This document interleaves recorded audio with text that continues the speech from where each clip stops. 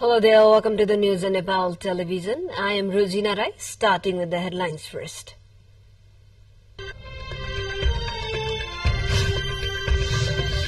Breakthrough agreement on loss and damage deal reached on first day of COP28 talks, a fund to help compensate sensitive countries coping with climate-fueled weather impacts. Climate Action Summit under COP28 to begin today. Prime Minister to claim compensation for damage caused to Nepal due to climate change.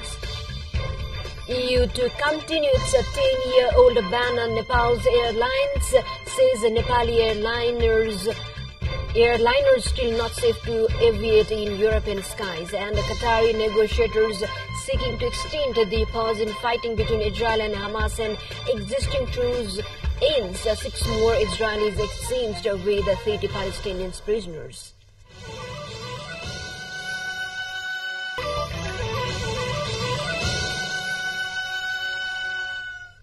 Welcome back. Now we have the news in detail.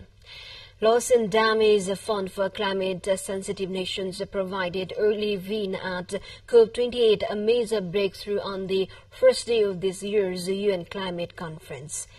Nearly 200 nations agreed on the operational of a fund that procedures of a fund that would help compensate sensitive countries coping with the loss and damage caused by climate change. Host country UAE and Germany both placed $100 million to the loss and damage starter fund, which will aim to keep up with the rising cost caused by extreme weather and slow onset disasters such as sea level rise, ocean acidification and melting glaciers. The initial funding is close to $429 million US. $245 million will come from the EU, including $100 million from Germany. There is also $75 million from the UK, $25.5 million from the US, and $10 million from Japan. The fund has been a long-standing demand of developing nations on the front lines of climate change, coping with the cost of the devastation caused by ever-increasing extreme weather events such as drought, floods, and rising seas.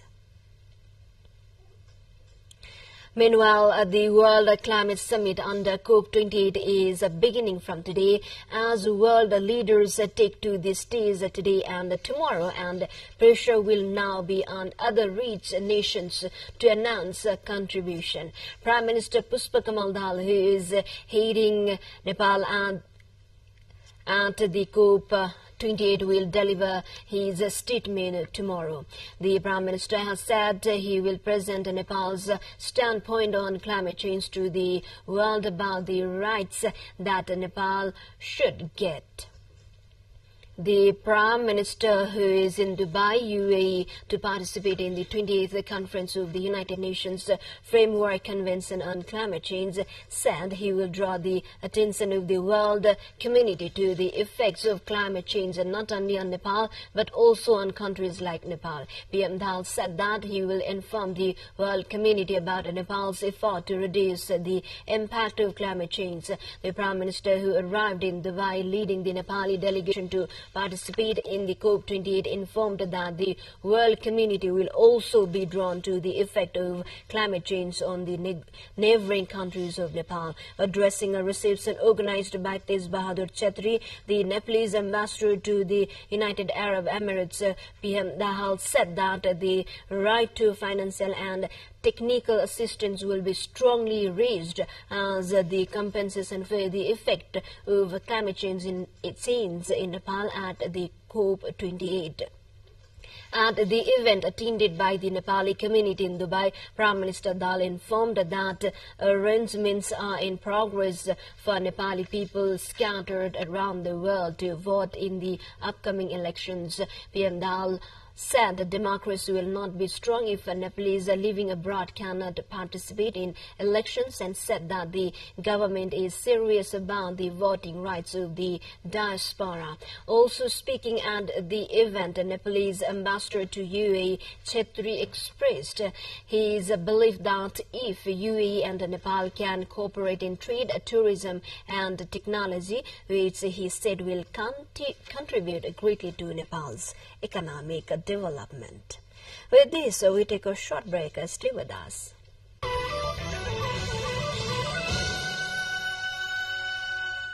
Welcome back. You are watching Nepal Television News, and now we have remaining updates. The European Union (EU) has continued its ban on Nepali airline service.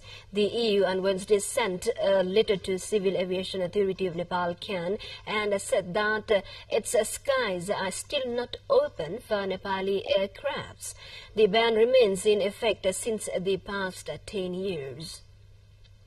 Speaking at a press conference held on Thursday to inform about a report released by the EU technical team that made a field assessment of Nepali aviation service, CAN Director General Pradeep Adhikari said that the ban on Nepali aircrafts has not been lifted based on the report, what was released following the hearing held in Brussels on November 14. The EU technical team had conducted an on-site study and a status assessment of the CAN, the Nepal Airlines Corporation, and Sri Airlines is in Nepal. The report pointed out the institutional weaknesses of the Nepal Airlines Corporation and suggested comprehensive reforms in its leadership, procedures and overall system of the cooperation as well. Although the Nepal government's efforts to get out of the EU blacklist have been appreciated by the report, the political leadership has been urged to play a constructive role. The EU has expressed its commitment to provide continuous assistance and support for the improvement of Nepal's air safety. Now to the further development, the 36th World AIDS Day is being celebrated throughout the country today by organizing various awareness programs. The World AIDS Day is commemorated on December 1st each year. The theme of the World AIDS Day 2023 is Let Communities Lead. On the occasion, National Center for AIDS and STD Control under the Ministry of Health and Population is organizing various awareness program, raising message-related programs.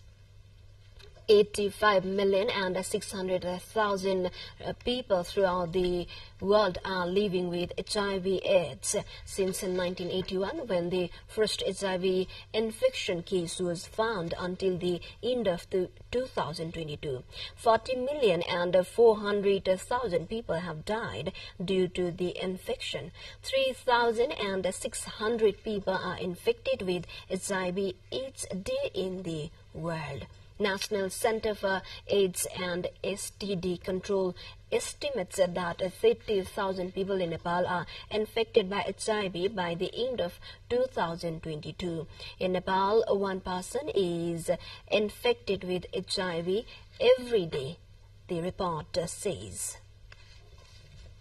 The Upper Arun hydropower project has distributed a total of rupees 2.23 billion in compensation for the land acquired to develop the 1,063 megawatt project at Bhutkhola, rural municipality in Sankhwa Sabha district. For the project development, altogether 2,500 rupee of land was acquired for the local people. The senior assistant of the project, Krishna Bhandari, confirmed that so far 2.23 billion has been distributed for the affected communities in the district. According to Bhandari, 298 households have received the amount in compensation out of 319 households. The project officials said that the local people from Ward number 2, 4 and 5 of Bhutkhola rural municipality and the residents of Chepua, Hatia and Pawa Khola would receive the compensation amount. The local Rather, the total cost of the project is estimated to be around rupees 226 billion, and the project development is expected to commence by mid of 2024. Motorable bridges would also be constructed over Oran River and Chepua River along the access route. With this, we again take a short break. Stay with us for further updates.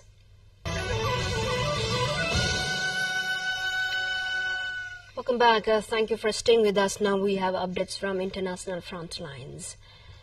8 more Israeli hostages were freed from Gaza on Thursday, day 7 of the truce with Hamas.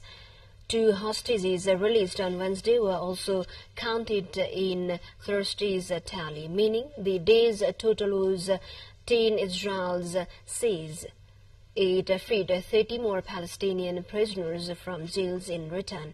Talks are continuing about extending the pause, with the U.S. saying it's working by the hour with Qatar, Egypt and Israel to try to extend aid.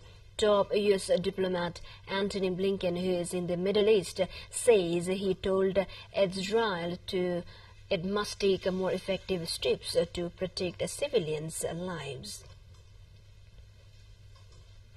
Now to further development, Russia's Supreme Court has ruled that LGBTQ activities and activists should be designated as extremist, in a move that representatives of gay and transgender people fear will lead to arrest and prosecutions. The court ruled on Thursday that the international LGBT public movement and its subdivisions were extremist and issued a ban on its activities and along with activists on the territory of Russia. The move is the most drastic step in the decade-long crackdown on LGBTQ rights in Russia unleashed under President Vladimir Putin. The ruling, which the judge said would be effectively immediately, did not specify whether certain individuals or organizations would be affected.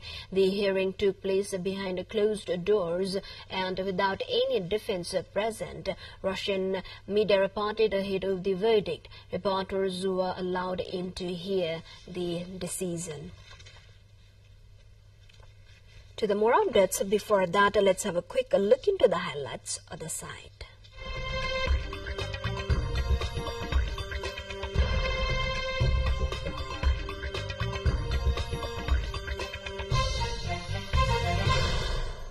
The planet has been so hot in 2023 that even before the year ends, the World Meat Division WMO has declared in the warmest ever recorded.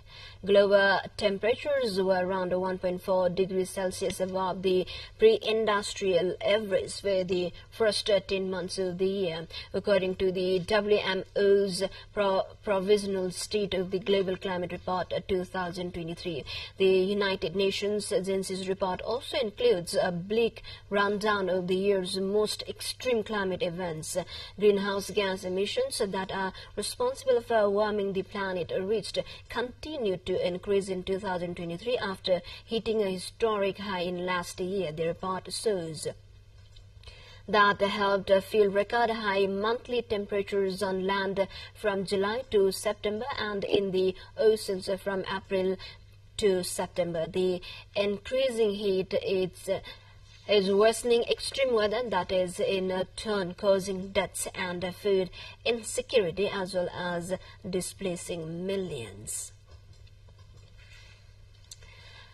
Deadly torrential rains and floods have affected more than 2 million people in several areas of Somalia, with over 100 killed and 75,000 displaced, rather 750,000 people displaced from their homes.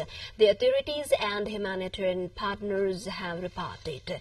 The crisis began with the start of the dire rainy season in October and comes 6 months after the country emerged from a historic drought that brought it to the brink of widespread famine. The ongoing heavy rains and floods are expected expected to swamp at least 1.5 million hectares of farmland through December. Thousands of people have been cut from markets and supplies or marooned in isolated villages. Roads, bridges and other infrastructure have been extensively damaged, while vital facilities such as hospitals and schools have been closed, and the risk of cholera has at high risk. With this update, we are now moving on to sports.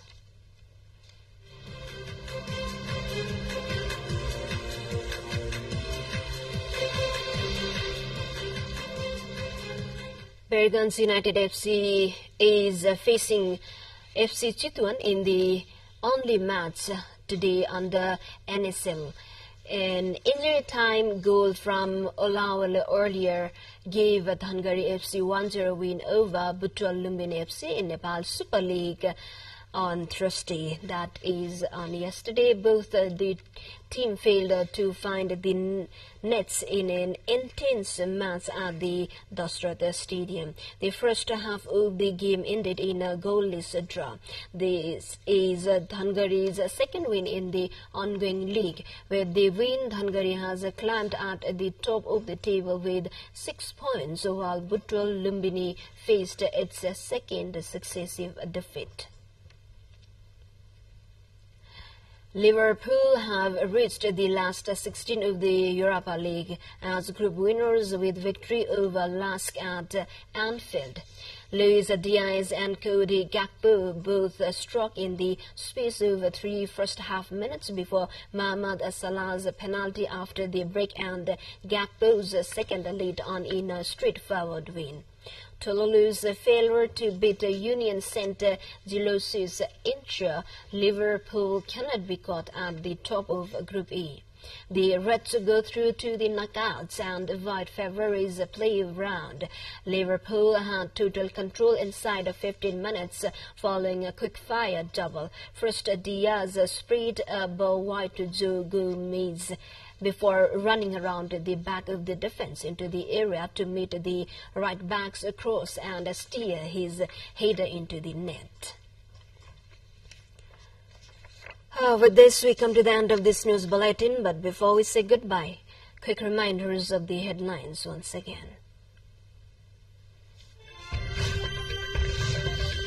Breakthrough agreement on loss and damage deal reached on first day of COP28 talks found to help compensate sensitive countries coping with climate-fueled weather impacts.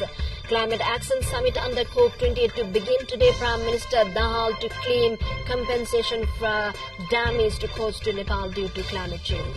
EU to continue to 10-year-old ban on Nepal's airlines, says Nepali airliners still not safe to aviate in European skies.